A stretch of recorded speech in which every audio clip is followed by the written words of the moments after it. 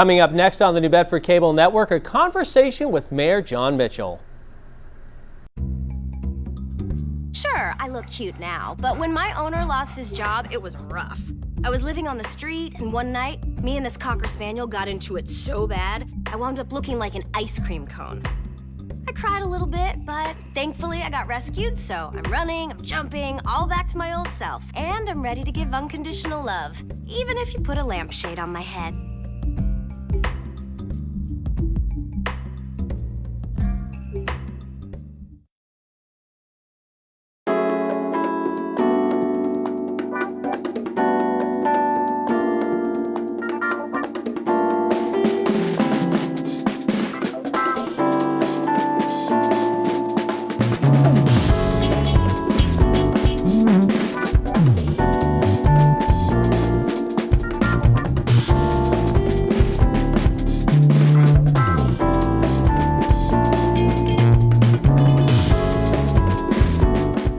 Hello and welcome to this edition of A Conversation With. Joining us today, Mayor Jon Mitchell of the studio on the New Bedford Cable Network. Mayor, thanks for joining us. Great to be here, Jim, on the inaugural show. The first Makes show. me feel special. You are the guinea pig. Thank you. We'd start with you and work our way to other victims, I guess, if you will. Right, you can take some solace in the knowledge that it'll only get better from here, Jim.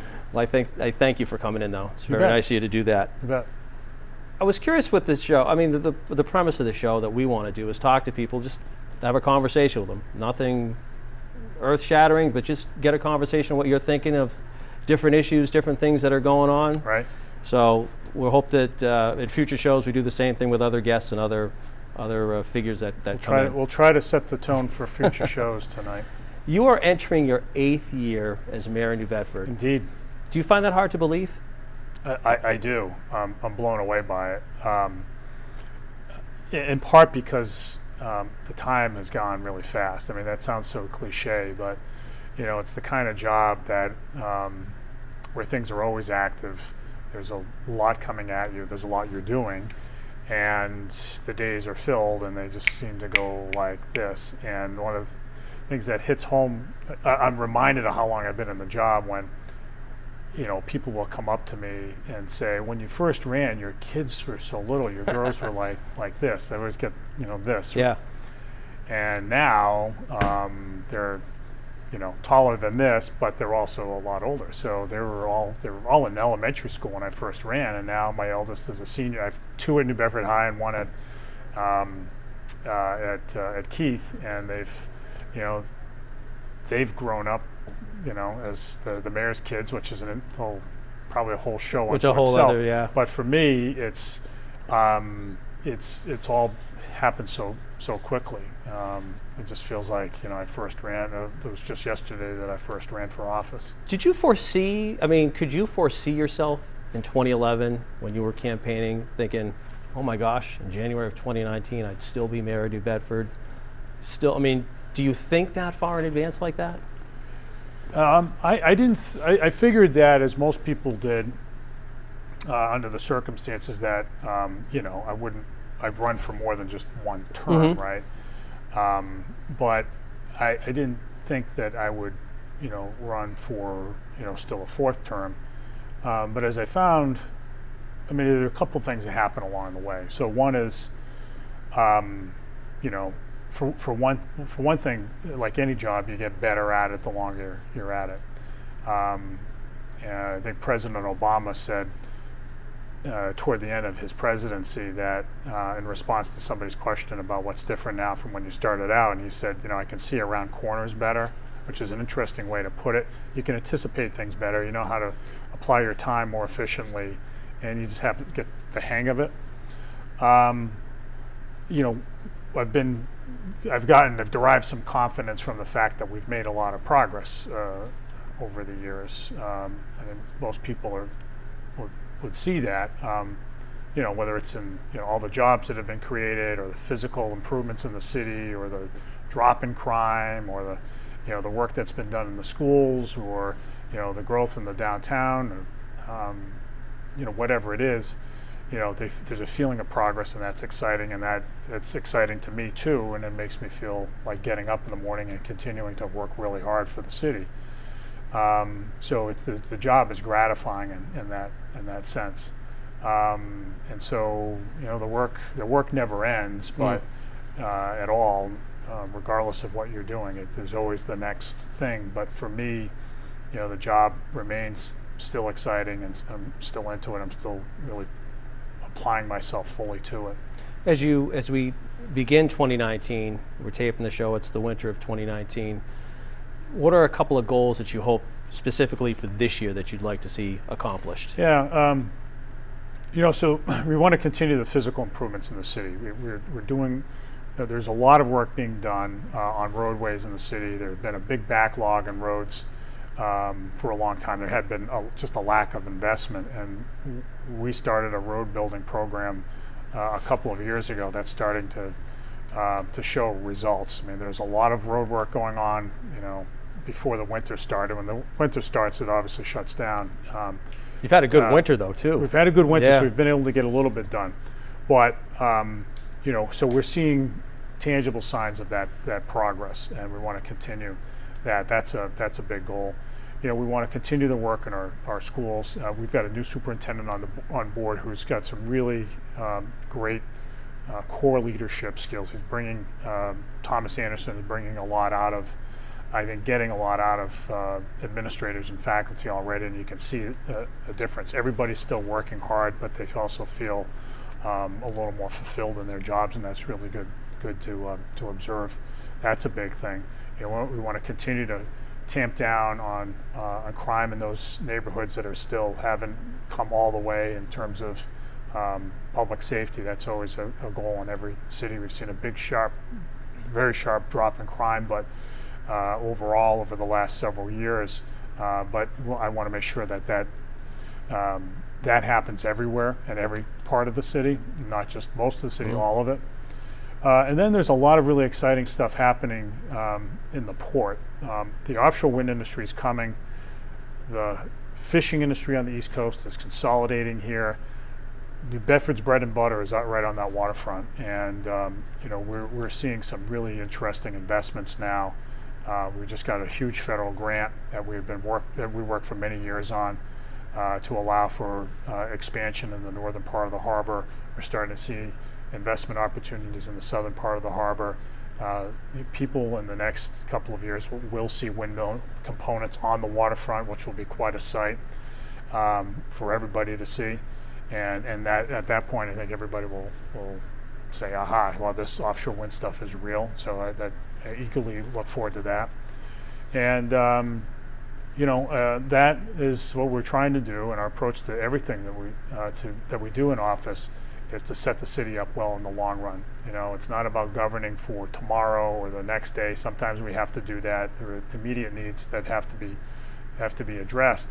But the real work is making sure that we're making sound decisions now, so that the city is a good place to live and invest and visit 10, 20, 50 years from now. Are you thinking in a sense like legacy too? As you look, you think, not personally, but at the decisions you make, you want people to 20 years from now to say, at that time, that was a good decision? Yeah, I mean, not so much, not legacy in the sense of sort of, to tout myself Right. and what we've done, but, we want to be able to do things now, to think really clear-eyed about stuff now, to know where trends are going, so that, our decisions today translate into advantage for New Bedford, way down the line. We can see in the past where mistakes were made. There's some good decisions that were made, but the long run in office, you can see where the mistakes were made. You can see where the right decisions were made, and so we're trying to learn from history a little bit that the cities that do well in the long run are intentional, right? They plan well, they think long term, and business and nonprofits and the whole community work together with city government to advance longer term goals, and that's how success happens in cities. It hasn't always happened that way in New Bedford, but our opportunity is now to set up a better future, and so I take that to heart, and that's why we work so hard. Is there one accomplishment if you were to say right now, after 7+ years in office, is there one accomplishment that you would say you are most proud of, or you are happiest that you accomplished so far in your mayoralty? Well, I certainly, so the movie isn't over yet.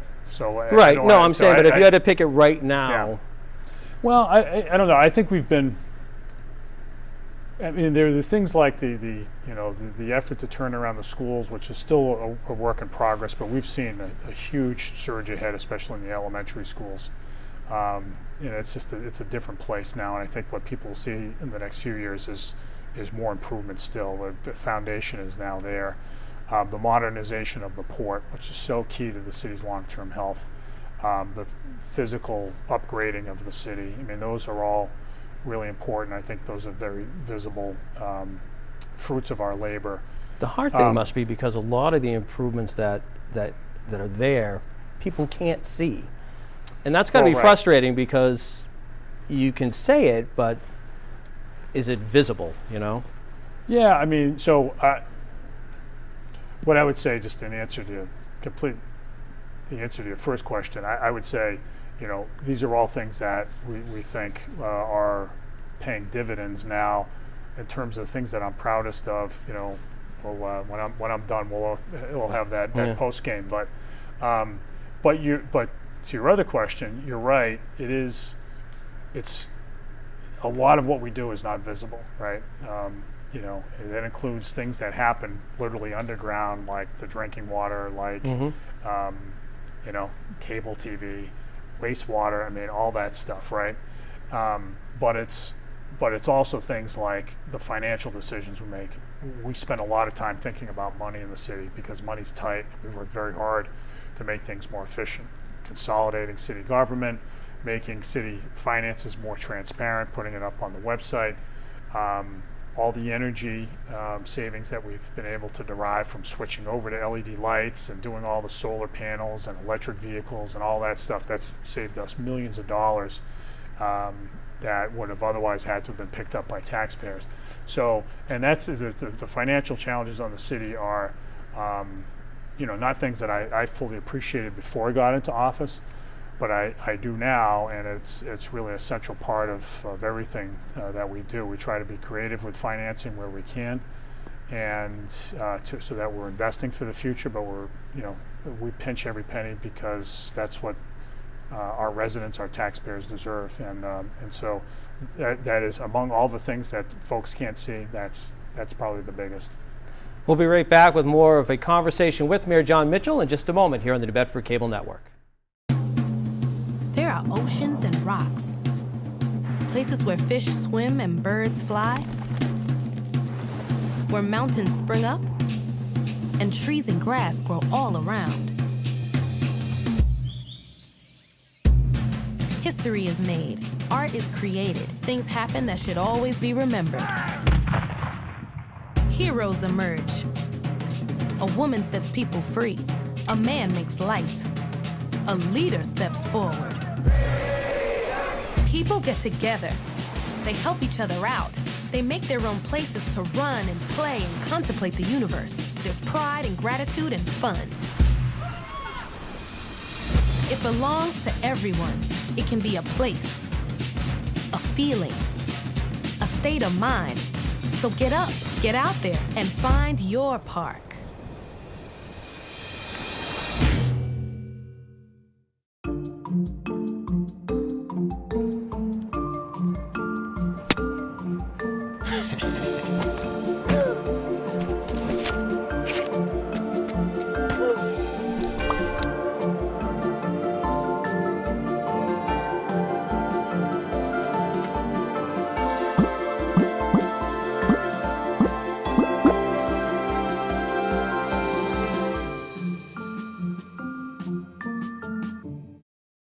And we are back with Mayor Jon Mitchell. This is a conversation with, and we're talking with Mayor Jon Mitchell today. Before we took the break, you mentioned about finances and about how you didn't appreciate, or you didn't understand the finances before. Is that the biggest thing when you took office in 2012, the things that you didn't know or you didn't expect that you learned that surprised you, I guess?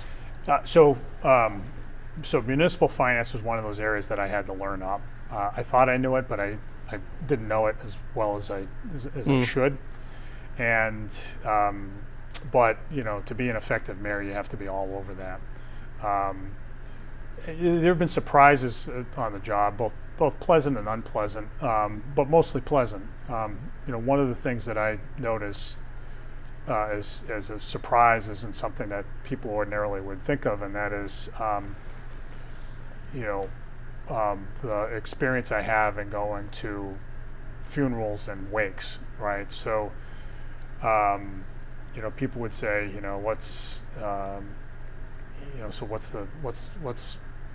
what's up with that? Why that? And that's this. I found, and I think I sort of had a sense of this before I was mayor, but it's become very, very clear to me now that I do go to lots of wakes and I go to lots of funerals, and it's very gratifying for me personally to know that that as the mayor, my showing up counts a lot to the family of the deceased. Like, I can't tell you how many times that I've gone to wakes or funerals and somebody said, "Hey, the mayor's here," right? For me, it's not personally. I don't need the adulation, and hardly from people who are mourning, right? But if it makes them feel a little bit better, that's a great use of my time, right? If you think about it, sometimes it's a minor inconvenience for me in a busy schedule, but it's a big deal for the family that I showed up. And if I can make them feel good at a time when they're feeling really down, then that's a big part of the job. And so, a big part of the job, but also one that I feel proud to do. And when we talk about being mayor, it's about administering city government and being the leader of the city, and in every respect. But I take a big part of my role is making sure that I'm setting the right tone and being there when I can, and I try my best to be there. Is a big part of I think about being a good leader. Is there a most frustrating part about being mayor that you would say? Yeah, I mean, I would assume time. There's never enough, being one of them. But yeah, there's that. I mean, I wish I had more family time, but I also have a very short commute. Unlike my wife Ann, who still commutes to Boston, right. It only takes me a few minutes to go to my kids' game. My kids play sports at New Bedford High School, and it's great that I get to go there. Everybody will see me at the field watching the game. I'll be on my phone, or I'll be texting, but at least I can be there and watch the game and multitask, right? And so that's actually a pretty cool part of my job personally. I do get frustrated with the money situation in government. That's something that we struggle with. But we've been very creative and found ways to do a lot with a modest amount of money for the needs that we have. I would assume speed might be an issue too, and another, I guess, as far as time, that you have a plan that you want to pick a topic, I guess, or pick an issue you want it done, and it moves like a glacier pace instead of something that you would like to see done, which has got to be frustrating. Yeah, some things don't move as quickly as we'd like, and there are some places around the country. Some of the major metros are places where development is knocking on the door all the time. If you go to the closest major metro is Boston, but it's true in New York, it's true in Washington, it's true in Denver, and other places where things are growing at hyper speed right now. And although things are growing, we're progressing for sure.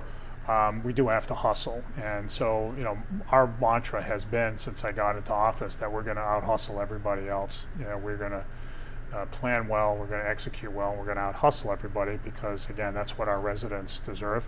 And look, since I got into office, we've seen the creation of about 5,800 jobs in the city, which is a huge leap forward, probably the biggest one in our lifetimes in terms of job creation and over a similar period. But as much as we'd like to do a victory lap, we have to continue to hustle. There's no days off, as Bill Belichick would say, and that when it comes to creating opportunity for our residents.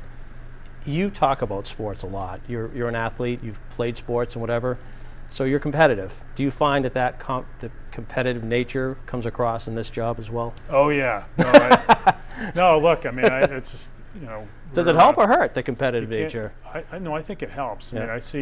mean, I see ourselves, see New Bedford, see our city as having to compete, not just against places in Massachusetts and in the Northeast, but all over the country, if not the world. And you know, a lot of our efforts have been about strengthening our ability to compete, whether it's in making our school system better, whether it's modernizing port infrastructure, whether it's making the city look more appealing to investors and others. You know, our mantra is that we have to again, we have to out hustle everybody, but it's all about, you know, about competing against others, and that's the way I see the job. I'm curious as to, I mean, you talk about this all the time about promoting, the department should be promoting themselves, promoting the city, the work they've done. I mean, there's a public perception now, and I'm generalizing here throughout the country, that, you know, public officials don't work, you know, public municipal government employees don't do anything, and yet you talk about all the time about the good things that are happening. How do you combat that attitude that, I guess, permeates across the country? And again, I'm generalizing, but Right. it's here, it's everywhere. Well, one thing, And that's got to be frustrating too. Yeah, I think. Well, I think, you know, there are different categories of public employees, and so, you know, mayors across the country, as among elected officials, tend to have very high approval ratings because, you know, we're more visible. People can see the work. We're hyper accountable, and you have to deliver. You can't just talk about doing stuff. You actually have to do it. But I think people respect that. As for people who aren't elected, right, who municipal employees, you know, we're blessed in this city to have, you know, really high standards of for performance in our employees and employees who actually deliver on those standards.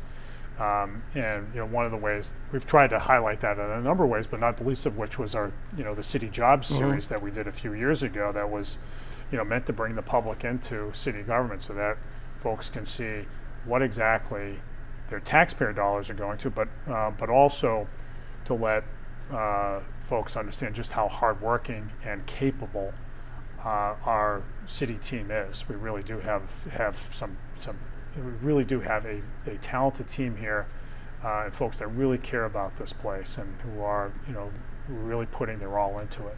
I found the skill set that the people have to do the particular jobs to be, not that I was surprised, but just, you're right, the talent level that you have to do those jobs is amazing as well. Right. Yeah, we have people in city government who could be making more money in the private sector, but who serve our city in part because they care about the place and they want to see it do better. And we've tried over the last few years to create a culture in city government where people feel validated for the hard work they do on behalf of everybody else, and you have to have that in order to be effective in the business we're in.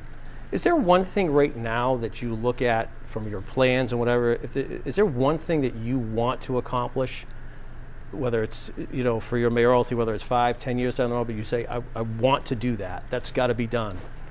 I think the answer is no. There are lots of things. Yeah. But there's no one particular just one thing?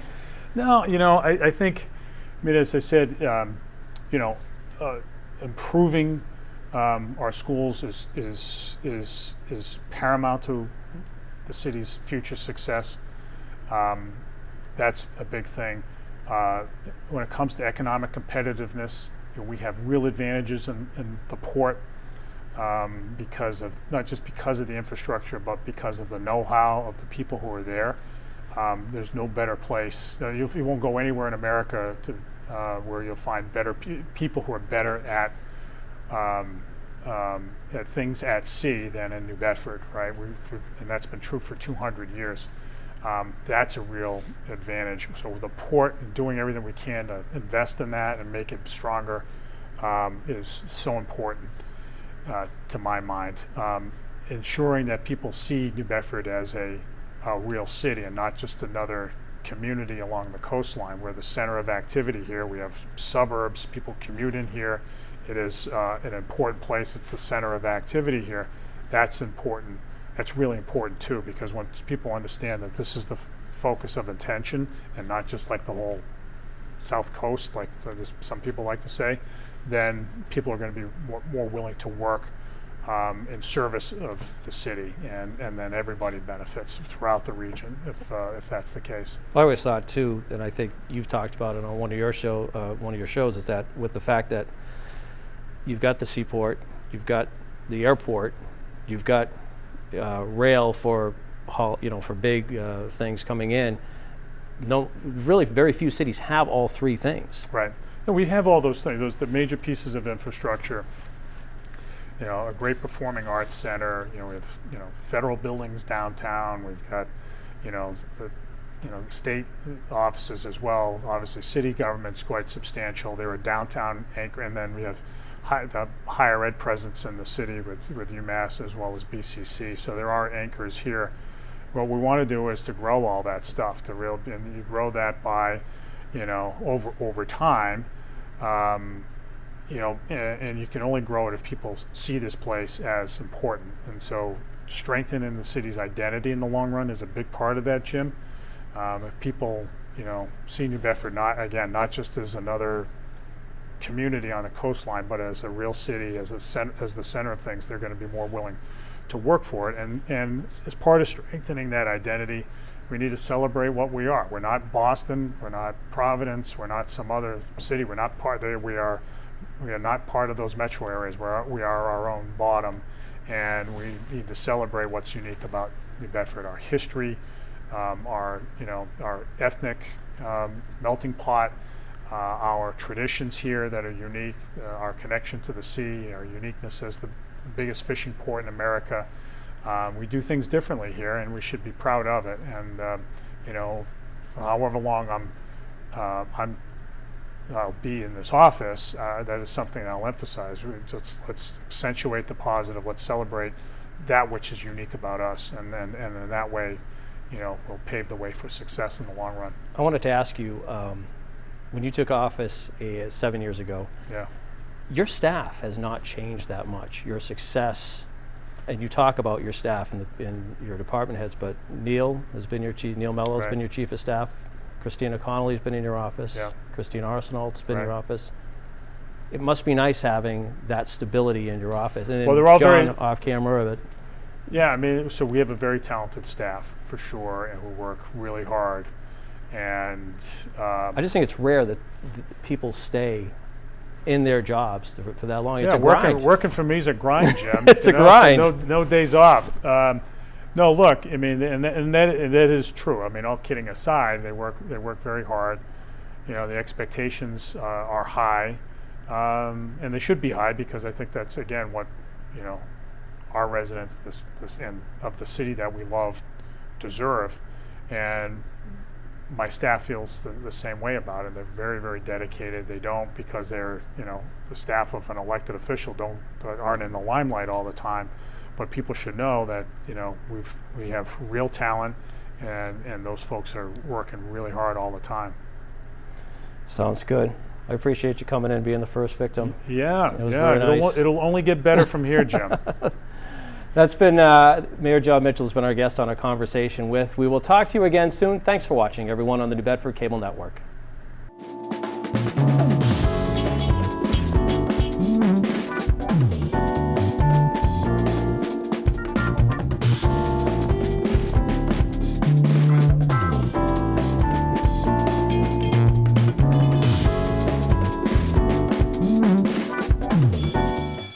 Your books to page 360. Did you just look at your phone while you was in class? You played yourself. Talking about inspirational quotes. You gotta believe in yourself. Don't ever play yourself. The key is to make it, so make it. Louise, can you give me an example of an inspirational quote? Don't play yourself. The key is to make it. And who said that? I did. Now that's a major key alert. Learn the real major keys to getting to college at getschool.com.